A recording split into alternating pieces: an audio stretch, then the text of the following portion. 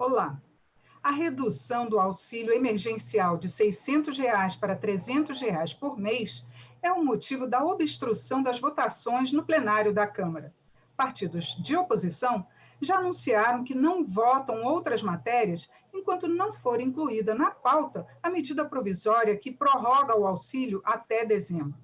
E só para lembrar, o IPEA, o Instituto de Pesquisa Econômica Aplicada, tem um estudo que mostra que o auxílio emergencial foi a única renda para mais de 4 milhões de famílias. E para discutir a medida provisória, que já tem 164 propostas de alteração, os convidados desta edição do Câmara Debate são a deputada Sâmia Bonfim, do PSOL de São Paulo, e o deputado Lúcio Moschini, do MDB de Rondônia. Bem-vindos, deputados. Muito obrigada, Regina, pelo convite. Obrigada ao deputado Lúcio também pela oportunidade do debate. Obrigado, Regina. Prazer debater com a Sâmia. E eu me coloco à disposição de vocês. Queria começar com a deputada Sâmia. Queria que a senhora explicasse para a gente, a que a senhora atribui essa demora na votação dessa medida provisória que prorroga o auxílio e também reduz o valor, já que tem até uma hashtag 600, pedindo para manter o valor de R$ 600 por mês. Pois é, Regina, o Congresso Nacional votou o auxílio emergencial de R$ 600 para as famílias mais vulnerabilizadas no contexto da crise da pandemia da Covid-19 e R$ 1.200 para mulheres, mães, chefes de família. Através da medida provisória 1000, o governo Bolsonaro reduziu o valor desse auxílio para metade, ou seja, R$ 300 e R$ 600. O que nós esperamos é que o conjunto dos congressistas que aprovaram justamente o auxílio agora não aceitem que tenha uma redução tão drástica sem que o Congresso dê uma resposta. Isso não se trata somente de uma disputa política com o governo Bolsonaro, ou seja, nós queremos a manutenção de um auxílio robusto enquanto o governo quis reduzi-lo, mas se trata de uma necessidade da população brasileira. Ontem eu pude ter acesso a uma pesquisa publicada pela Fundação Getúlio Vargas, e eles mostram que com o fim do auxílio emergencial, previsto para dezembro, 1/3 da população brasileira pode entrar na linha de pobreza, ou seja, é uma situação muito dramática, significa que num contexto de crise, de recessão e de desemprego generalizado, infelizmente, essa é a situação do país, o auxílio emergencial é uma política de renda fundamental para a sobrevivência. Mais da metade das pessoas que recebem o auxílio emergencial utilizam para colocar alimento dentro da sua casa. Por isso, a necessidade de votarmos a MP 1000 para que a gente possa aprovar os nossos destaques, as nossas emendas que modificam a redução do valor para manutenção de 600 e também para que tenha a extensão do prazo, para que ele não finde em dezembro.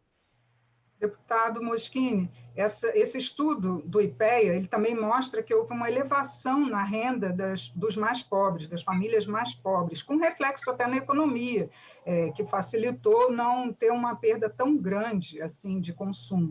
Queria que o senhor falasse para a gente sua posição sobre o aumento do valor para R$ 600, ao contrário do que está pedindo a MP.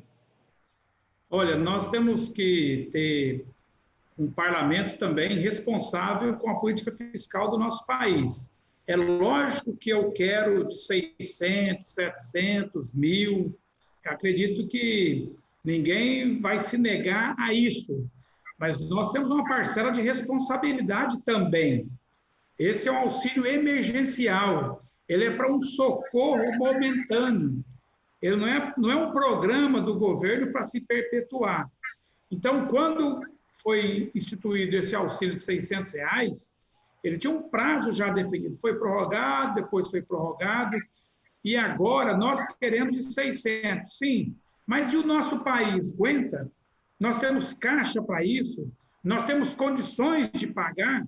Então, aí também, Regina, entra o senso de responsabilidade do parlamento, e é nesse contexto que eu entendo que o governo mandou a MP de R$ 300, porque é o máximo que eles podem pagar. A política econômica do governo, com certeza, definiu isso de acordo com as nossas condições financeiras. Agora, qualquer um queria pagar 600. O próprio presidente Bolsonaro tem certeza que o desejo dele era pagar 600 ou mais. Mas e aí? A questão da MP está lá para ser votada, aí nós já temos uma oposição política, uma restrição à pauta verdadeira, legítima, mas que nós temos que ter a devida cautela, porque a emenda, na grande maioria, nós já estamos com quase 150 emendas, na sua grande maioria está prorrogando, ou então encaminhando para alguns tipos de família, pessoas, de acordo com a sua necessidade e vulnerabilidade. Então, nós vamos ter que votar? Vamos ter que votar, sim. Eu até acho importante que cada parlamentar possa exercer o seu direito ali, mas a obstrução da pauta é um vetor legítimo da oposição e nós respeitamos. Entretanto, ao ser pautada, até mesmo eu na condição de vice-líder do governo, eu vou trabalhar junto aos meus pares para que nós possamos ter um voto de responsabilidade também com o nosso país. Aliás, não é só esse recurso, não é só esse tipo de renda. Nós temos vários programas sociais que beneficiam as pessoas. Agora, o 600 foi extremamente importante. Ver como está o comércio local hoje. Olha, nós temos dificuldades de comprar, pelo menos aqui no meu estado, não tem tijolo, não tem cimento, não tem ferro. Estou falando uma realidade do comércio. Se você for nos hotéis de Porto Velho, os hotéis estão lotados. Então, nós estamos saindo desse momento gradativamente. E o auxílio emergencial também está sendo diminuído gradativamente. Agora, deputada Sâmia, apesar de necessária a manutenção desse valor, de onde sairiam os recursos? Qual seria a fonte de financiamento para manter esses R$ 600? Regina, o Congresso Nacional aprovou o orçamento de guerra logo no início da pandemia, que significa que o governo federal está autorizado a investir tudo o que for necessário para que o país possa enfrentar esse momento da pandemia da melhor forma possível. Então, há possibilidade fiscal e orçamentária, porque o contexto de calamidade ele só se encerra em dezembro. E no que se trata a postergar, né, o tempo do auxílio emergencial ou se transformar num programa de renda permanente, é necessário que no orçamento a ser discutido esse ano isso esteja previsto. E é importante, inclusive, entrar nesse aspecto, porque o governo anunciou como renda cidadã a possibilidade de retirar do Fundeb ou mesmo utilizar recursos dos precatórios para financiar esse programa, e nós recusamos veementemente essa proposta. Primeiro porque o Fundeb foi fruto de uma conquista dos educadores da sociedade brasileira, foi feita a partir de uma ampla discussão no Congresso Nacional, e retirar fundos da educação para criar um programa próprio seria muita irresponsabilidade com as metas que nós temos para estabelecer critérios mínimos de qualidade na educação brasileira. E precatórios, bem, seria um calote, né, com boa parte das famílias brasileiras que esperam receber esse valor, além de ser uma pedalada fiscal, né, ou seja, você retirar de uma área prevista para tentar colocar num programa de renda. Nós temos algumas propostas, né, para depois do período da calamidade, que tem dinheiro para isso, poder ter um programa robusto. E aí tem a ver com uma outra discussão, que é da reforma tributária. Nós achamos que é necessário que o andar de cima, ou seja, aqueles que têm mais condições de contribuir, possam contribuir mais. Mudar a lógica de tributação no nosso país. Hoje, os tributos recaem mais sobre o consumo. Nós achamos que precisa recair mais sobre renda e patrimônio. E, a partir disso, inclusive, poderia aumentar a arrecadação do Estado e poupar os mais pobres, que, junto com o programa de renda, seria fundamental para equilibrar um pouco mais a situação de renda das famílias brasileiras. O deputado mencionou que o Bolsonaro gostaria de manter os R$600. Sinto em discordar, porque, na verdade, o Bolsonaro queria que fosse R$200, o próprio auxílio emergencial. Agora ele reduziu para 300, mas olha só, ainda é R$100 a mais do valor que ele gostaria que fosse implementado desde o início da pandemia. O auxílio ele é fundamental para manutenção das atividades econômicas. No estado de São Paulo, no mês de agosto, houve um aumento do ICMS. Sem o auxílio emergencial, seria, aliás, o aumento da arrecadação, né, do estado do ICMS. Sem o auxílio emergencial, provavelmente seria uma situação muito mais difícil do ponto de vista econômico. Então, essa política de renda ela é importante para que as pessoas consumam mais, para que os comércios não fechem, para que não tenha desemprego e para que a economia possa crescer. Essa agenda recessiva de não investimentos por parte do Estado, na verdade, só aprofunda a crise e torna a situação da população mais pobre muito mais difícil. Deputado Moschini, eu queria que o senhor avaliasse para a gente, porque o governo está com esse programa da renda básica, não seria o caso do próprio Congresso definir a fonte de financiamento para que depois que acabasse o auxílio emergencial, já servisse também de fonte para essa renda cidadã, como ele está chamando? Eu entendo que o Congresso está debruçado sobre esse assunto. Eu estive na última sexta-feira com o relator de orçamento, senador Márcio, do Acre, e ele realmente tem buscado todas as fórmulas para equacionar, né, para encontrar um caminho para esse programa de renda. Agora, nós realmente estamos no orçamento de guerra, que nós mesmos aprovamos. É tanto que nós conseguimos pagar já quase 170 bilhões nesse auxílio emergencial. Esses 170 bilhões, ele voltou para a economia, ele girou, como disse a deputada Sâmia, é importantíssimo. Agora, nesse momento, será que nós temos condições de pegar o nosso orçamento, mesmo sendo de guerra, e fazer mais 170 bilhões de reais, mas sem cortar nenhum programa, porque esse auxílio emergencial foi instituído, está sendo pago, e nenhum tipo de programa social foi cortado para compensar esse recurso.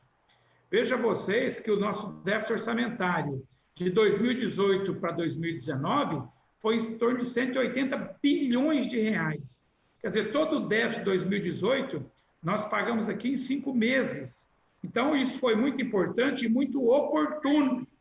Agora, eu entendo que o orçamento é do Congresso e o bolo é um só. O bolo é um só. O orçamento, ele é público, ele é nosso, e cada um vai lá e come um pedaço desse bolo, cada um vai tirando uma fatia.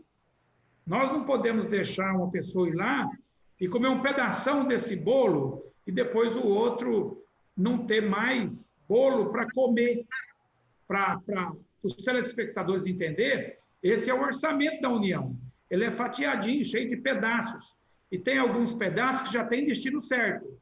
Já tem educação, já tem a saúde, já tem ali os poderes, e tudo está perfeitamente dividido. Agora, nós, como congressistas, temos que se debruçar sobre esse orçamento e encontrar o caminho. O que nós não podemos é ter, às vezes, um voto irresponsável com relação à política fiscal. Vamos continuar pagando 600? Vamos, parabéns, vamos pagar 600. Mas para aí, vai sair da onde o dinheiro? Da onde que vai sair o dinheiro? Vamos buscar a solução? Se for uma solução plausível, eu topo. Mas eu imagino, aqui, que a equipe econômica do governo deve ter buscado todas as formas. E o caminho viável que encontrou é em cima desse valor. Agora, a gente tem poucos minutos, eu vou fazer uma pergunta para os dois. É que alguns parlamentares estão defendendo a venda de estatais para poder financiar tanto o auxílio emergencial quanto os programas assistenciais. Deputada Sâmia, qual a sua posição? Seria uma alternativa? Não, eu sou radicalmente contra a venda de estatais, até porque boa parte delas corresponde a setores estratégicos para a economia brasileira, para a soberania nacional. Enfraquece muito o nosso país do ponto de vista da relação com os demais, mas também gera uma onda de desempregos, de queda na arrecadação, no consumo e ainda mais crise. Eu acho que essa lógica fiscalista e da austeridade precisa ser revista no nosso país. A gente precisa compreender o papel do Estado como um investidor, um garantidor de direitos, de manutenção das suas empresas públicas para que o país volte a crescer.